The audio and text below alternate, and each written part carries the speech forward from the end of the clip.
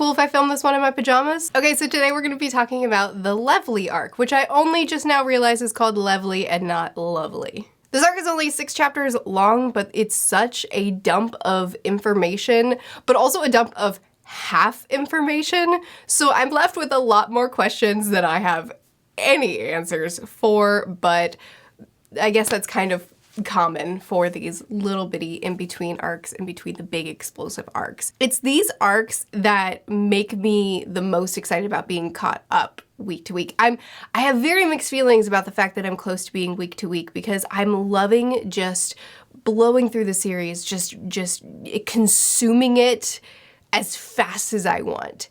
But I do also, I like the idea of the community aspect of being able to pick apart the details and really in-depth discuss it and have time to be able to go back and reread a bunch of stuff to get the full context of everything. And I think that that sounds fun, but also I'm just really enjoying what I'm doing. But it's arcs like these that make me think, okay, week to week would be really fun because then I could get into the deep theorizing with everybody. So anyway, these 6 chapters are jam-packed with half informations and there's tons of opportunity for theorizing, but I'm sure it's already been theorized to death. So what I will do is just cover, I'm not gonna pick apart every tiny little detail. I'm gonna completely skip over some of the things. This is close enough to recent chapters, to the ongoing arc, that there's probably a lot of answers that haven't been given yet, so we're probably still in theorizing mode, so I don't know how much I'm gonna be able to add to it. So what I'm gonna do is I'm not gonna try to tackle every single detail of the Levely arc. I'm just gonna tackle the things that concern me the most, the things that I am the most excited, terrified, angry about. Starting off with Sanji's brother who saved him left him with his transformer. So Sanji could be a transformer, like Frankie, which is really exciting for the crew. Not so much for him. He hates science, which I can't really blame him. You know, there's some balance that you could learn, Sanji, that science isn't strictly evil, but I get it. You've been through a lot. You're allowed to completely reject this thing for now.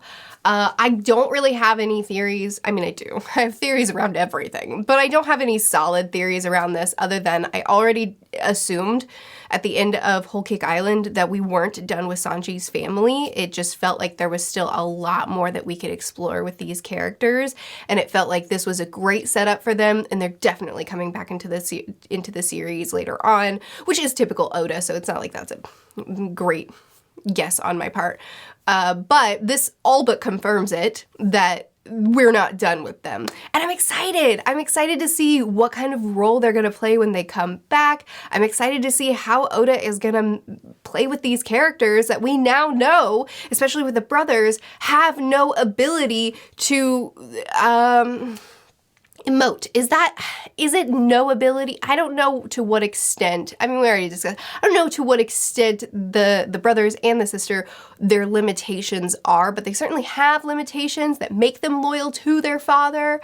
And I'm very curious what we're gonna do there, because I don't think Dad's gonna be redeemed. He may have some level of redemption. Oda really likes to make characters not be all good, all bad, so he may have some level of regret that makes him kind of waver a little bit, but I don't see him just turning good. So I'm really curious what Oda's gonna do with the family, and I'm really curious what Oda's gonna do with Sanji. I'm excited about this. Is he going to embrace his Transformer form self?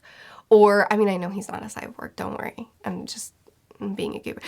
Is he gonna embrace this side of himself? I think that he's gonna have to heal somewhat with his relationship with science in order to have a more balanced, you know, he can't just reject science altogether. You can't really live a life, well, he can live a life like that, but I don't think he will. So I'm excited to see how the family's gonna come back. I'm excited to see how Sanji is going to change. He's gonna continue to change. His arc is definitely not over here, and I'm just thrilled about that.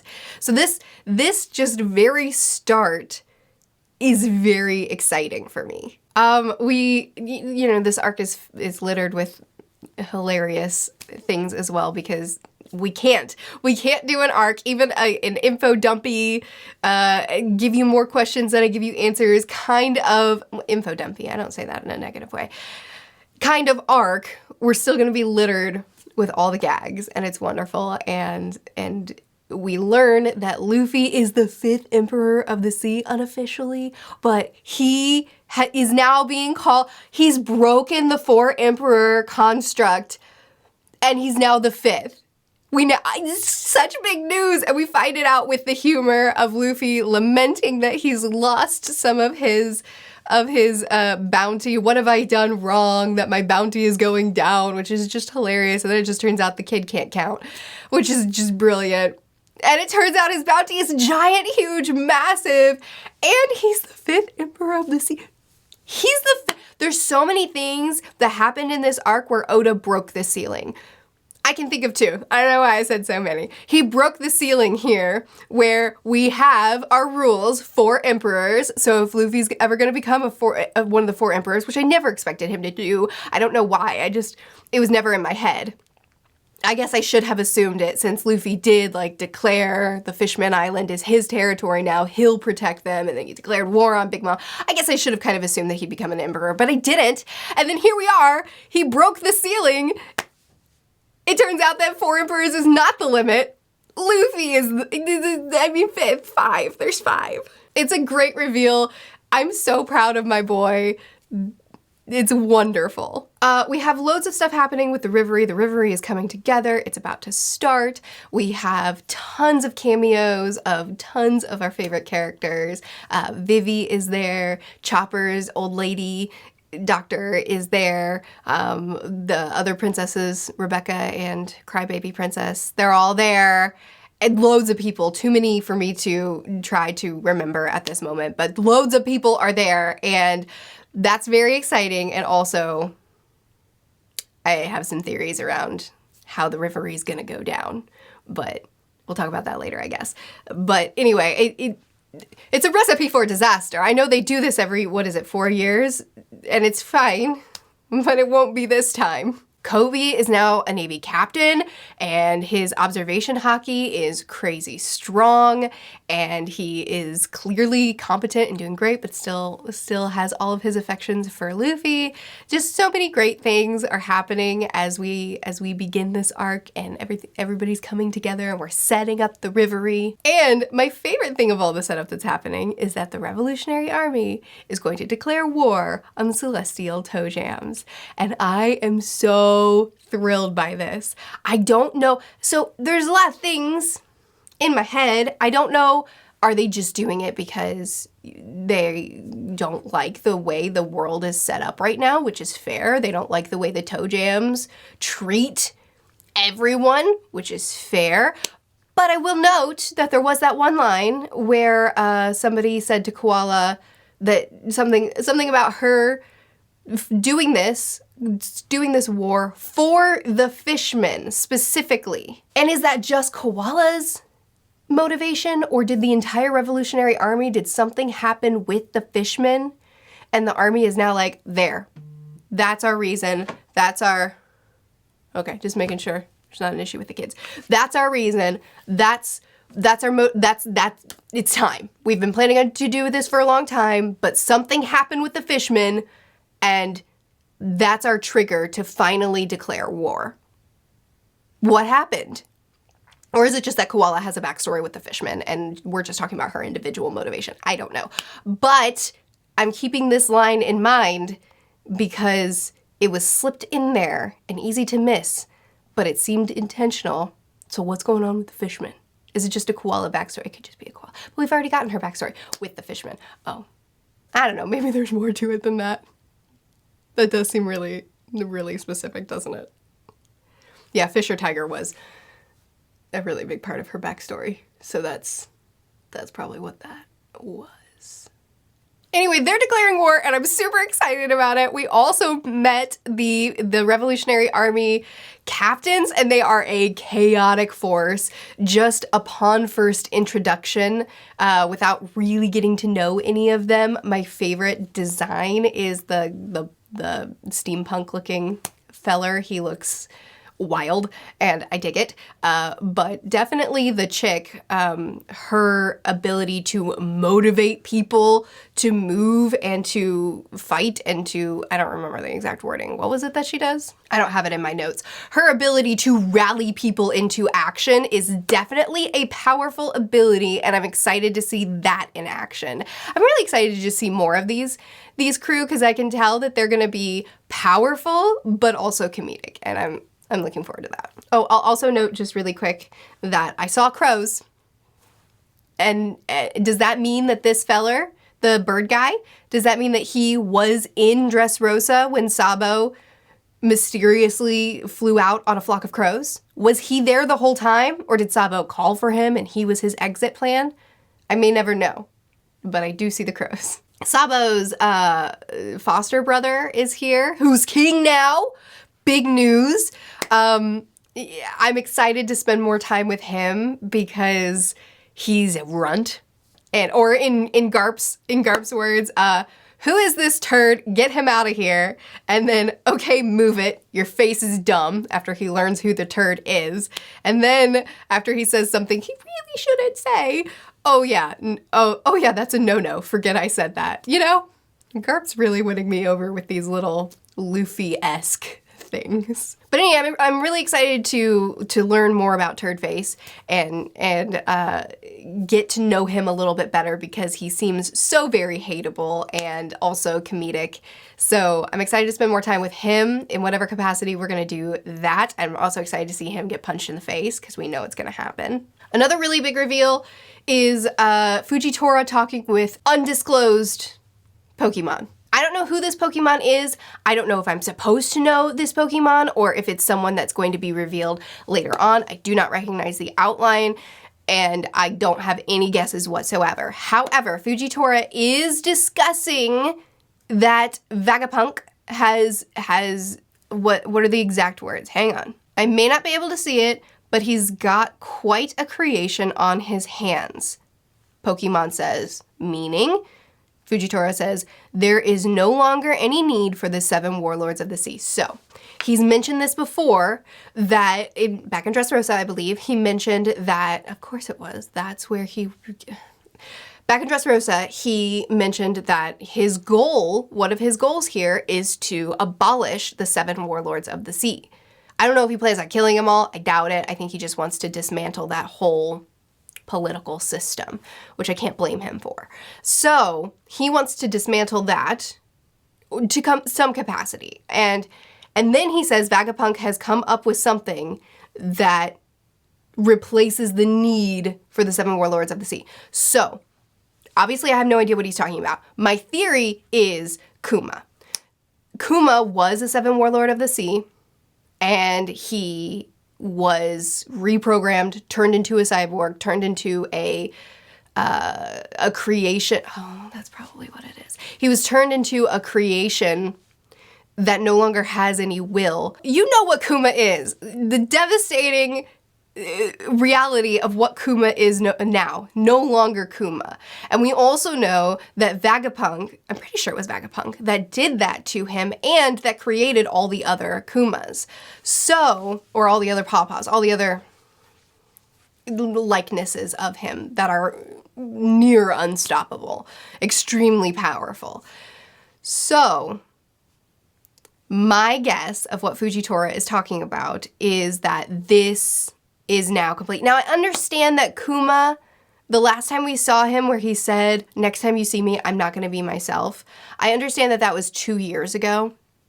And I understand that a lot of time has passed, so it doesn't fully make sense that only now Fujitora is saying, aha, complete, when it really should have been 2 years ago. But it's possible that there were still some tweaks, there were still some things that Vegapunk was working on to make it like fully settled. So my theory is that what Fujitora is talking about here is that Vegapunk.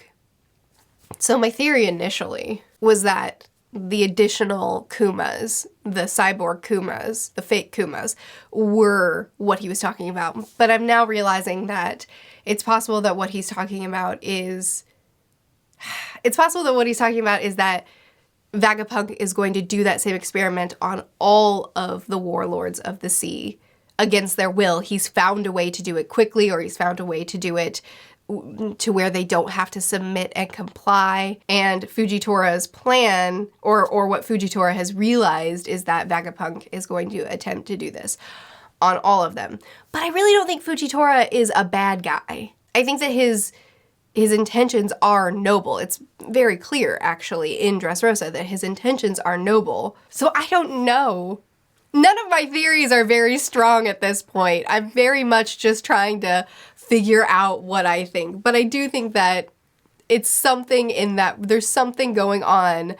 And I imagine what he's talking about is what has been going on with Kuma, or at least related to that. I am extremely curious to learn more about Fujitora, though. He is a fascinating character that I very much enjoy spending any bit of time with, and I would love to learn more about him. Okay, now we're gonna just skip straight to, like I said, I'm not trying to hit on every single detail in this because there's so much to discuss in these 6 chapters, so now we're gonna skip straight to Doflamingo and Impel Down, the shadowy figure, and the giant hat. So Mingo brings up the hidden treasure once again that he talked about in Dressrosa, that he's talked about a couple of times.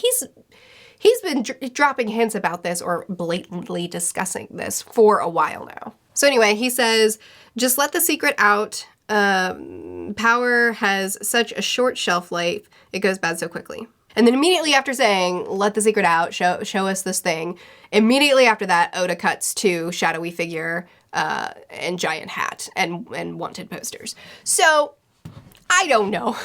I have no idea. I'm sure this has been theorized to death, and everybody watching this already knows what you believe. So, I doubt I'll add anything new to the conversation, but I will throw out what my ideas are at the moment. Obviously, Oda is hinting that this hidden treasure that Doflamingo has referenced before is this giant hat. How? Why? I don't know. Why is it frozen? I don't know. Why do we put hearts in Jell-O? I know they're not in Jell-O. I'm being dumb. Now, this definitely could be a fake out. It's possible that this is not the hidden treasure that Doflamingo is referencing. Oda loves his fake outs. He does them a lot. So it's certainly possible that this is not a fake out, but it's clearly Oda is leading us to believe in this moment that this is the hidden treasure. So what do we know about this? I don't know. I'm not a pro at this, but what I remember is that Doflamingo said, if I have the Opi Opi no Mi? Is that what it was called? If I have the Law's Devil Fruit, and someone is able to do the everlasting life operation on me, plus having the hidden treasure, these 2 things would make me unstoppable, essentially. So that leads me to assume that shadow figure, we've found our person that has had that operation done on them that is immortal, right? So I assume that the thing that Mingo knows about is this. Now, it is possible that the hidden treasure isn't the hat, it's the shadowy figure, it's the person. That would be a really cool, not fake out, but rather kind of, it was in plain sight and we were all looking at the wrong thing. So that is definitely an option, that the hidden treasure isn't an object, but a person. It could be this person right here, Shadow. He has a name. I don't know what it is. I realize that that theory is pretty ridiculous, but let's be honest, a giant frozen hat is also very ridiculous. It's also possible that I have no idea why it would look like a straw hat. I have no idea. I have no theories. There's nothing in my head about why this would look like a giant straw hat. Maybe, no, I don't know. I got nothing. But if the hidden treasure is not Shadowfella and it is in fact the giant frozen hat, then my theory, my baseless theory, is that maybe it's one of the ancient weapons. It does seem like a lot of what Mingo discusses is tied up in the prophecies.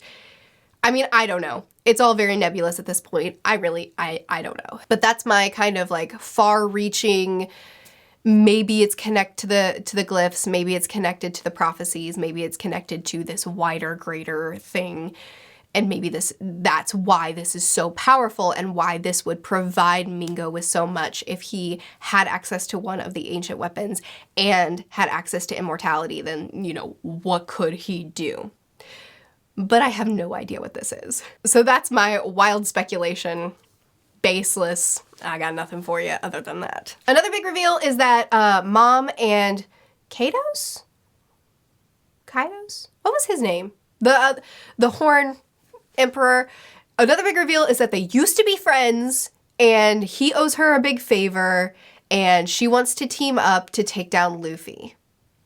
But he also says, no, I don't want to do that. Luffy's in my territory, and if you come to my territory, I will kill you. So there's a lot of history between those two. I don't know what the history is, but I would love to find out, and I am very excited that they're not teaming up, but who knows? That doesn't mean that they won't at this point. And I'm also really excited that we're in his territory now, because I would love to get to know him better. Not that it's going to be a good experience, but you know. The rocks reveal as well about something happened with Garp, you know, 40 years ago, I think it was, with, he did something to end that era or to help end that era. It's like we got a hint about some of Garp's legendary history, what made him the legend that he is, but I know nothing. It was such a small little moment. I got nothing for you. Oh yeah, another really, really big reveal, a really big thing that happened here is that one of the toe jams, the nasty, terrible one that we punched, the one that we all hate the most, the one that we hate very personally, tried to abduct Crybaby Princess and sell her because he is scum. And another toe jam came in, a low toe jam, a toe jam that they don't have much respect for, but still toe jam, came in and stopped it. Who is this but the one that the queen of the Fishman saved so long ago? And now he presents himself, he offers himself to them. Oh my goodness. Pledges loyalty to them. Doesn't offer himself to them. Pledges loyalty to them. I love this because not only does this it goes back and solidifies the importance of what she does. It validates the importance of what our queen, our Fishman queen did so long ago. It shows that her efforts were not in vain, that she actually did accomplish something with her sacrifice, and that the cause that she was fighting for didn't die with her, and they're just trying to revive it by continuing her will. But in fact, that moment in history did enact a change in one, and that one can move forward. And he is now wanting to bridge the gap. He is now wanting to pledge himself to them and offer his services to them and protect them. And I love that her sacrifice was not in vain, that her sacrifice was not just a moment of displaying what could be, but rather it did move things forward and will continue to move things forward. And I'm so excited to see how. I'm so excited to see what comes from here, because I'm sure it's going to be something big and it's lovely to see. Also, Shanks presents himself to the elders on behalf of someone.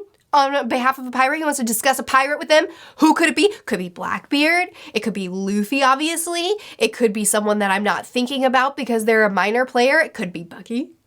It could totally be Buggy. I don't know. Obviously, I'm supposed to, well, not supposed to, but my natural inclination is to think Luffy. Naturally, I want to say it's Luffy, but you know, it's probably not, because that would be too obvious. So who is it?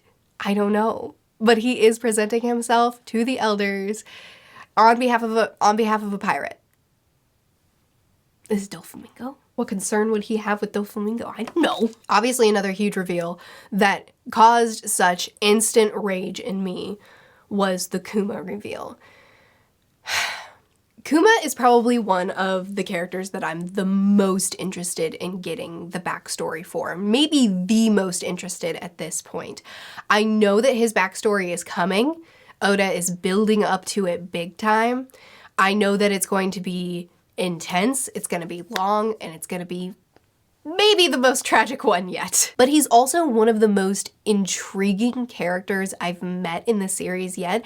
Every ounce of information I get from him, I'm desperate to learn more. Now I know that he was once a ruler of a kingdom, and probably the jewelry chick knew him at some point. I don't know why, I don't know how, but the way she's reacting to him certainly indicates that. He's a character that I'm desperate to learn more about, and that I'm desperate to learn that this operation that's happened to him can be reversed and we can get him back. I don't know. That would be too good. It seems like, I don't know. But he is now collared and chained and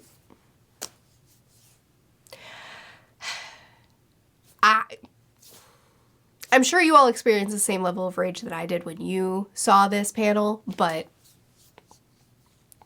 I physically yelled when I saw it because I love Kuma, and it was a powerful image to have to see. Anyway, we had that several chapters ago, that whole conversation of this is the empty throne where no one sits. The reason it's empty is because there is no one ruler of the world. And then, of course, we have the immediate reaction of, oh, so if I sit on that throne, then I'll be the ruler of the world. It's just hilarious. But then we follow that up several chapters later with having our shadow figure sit on the throne and all the elders bow to him and say, whose light should we snuff out? So there's a lot of things here, and I'm not really sure what to do with any of them. This is one of the other ceiling-breaking moments that we had in these 6 chapters. I thought there were 4 elders that were at the top of the governing structure, that were the top of they were the ceiling. And once again, Oda broke that ceiling, completely changed the order of things, and showed me that there is one that they bow before, the one that is actually ruling the world, which again makes me think that this guy, or this person, I don't know, this guy, has immortality. Because how did you get here? I have so many questions around this. How did you get here? What did you do to earn this throne? Who are you? And how long have you been around that people, is it because you have the ancient weapon? Or are an ancient weapon? Crybaby Princess is an ancient weapon, so this person could be too. Is it because you are or have an ancient weapon and you are immortal? And I don't know. I don't know. I have exactly 0 answers for you.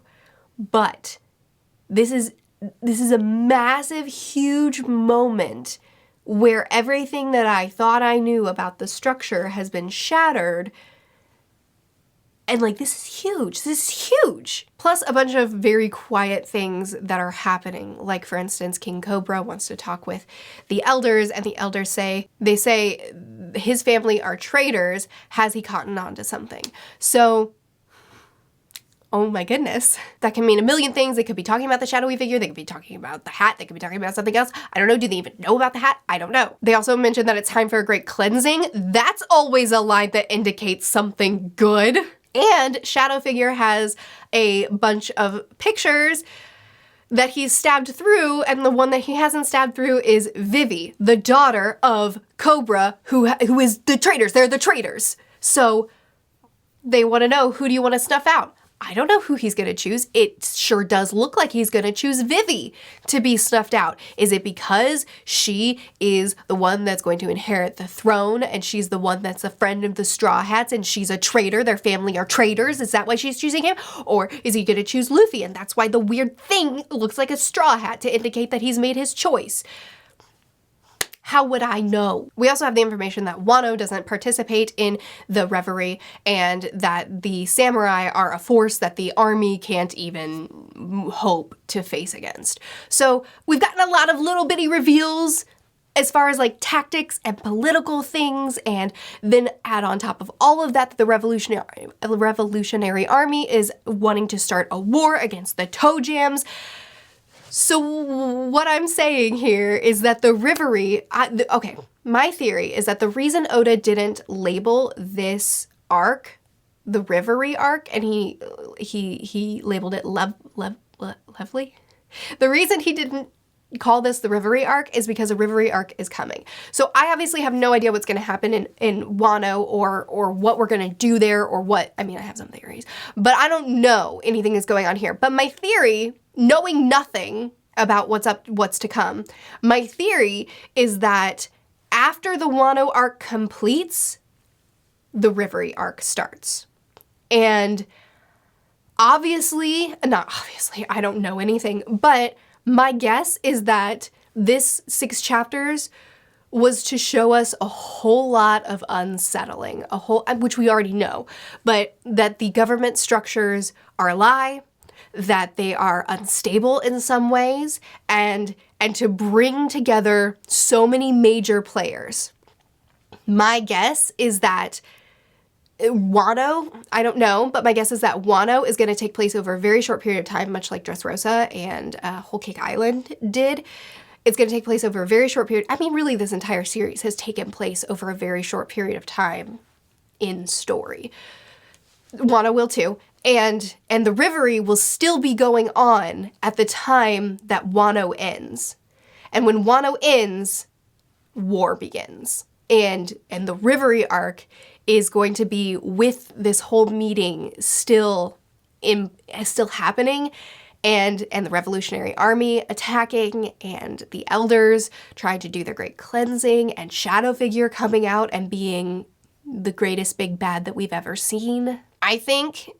And whatever Vegapunk is doing is going to be exposed. I mean, so many things. But it seems to me like this arc is setting up for Reverie Arc, which will come down the road. I guess maybe it won't be directly after Wano, because Luffy is going to come back and face off against Big Mom. So maybe it'll be Wano, then something where he does something with Big Mom, then something else, then something else, then something else against Soda. Then eventually Reverie will come, and that'll be the next Marineford. That'll be because the pre-time skip, everything led up to Marineford. And then I'm pretty sure one of my patrons told me that Oda said that there's a bigger Marineford coming, right? I think that's Reverie. I think that there is a war coming here in this arc, and very little time is going to pass, and this will still be happening eventually whenever this war begins. That's my guess. Anyway, that is my indulgent discussion of the major key points of these 6 chapters that I noticed.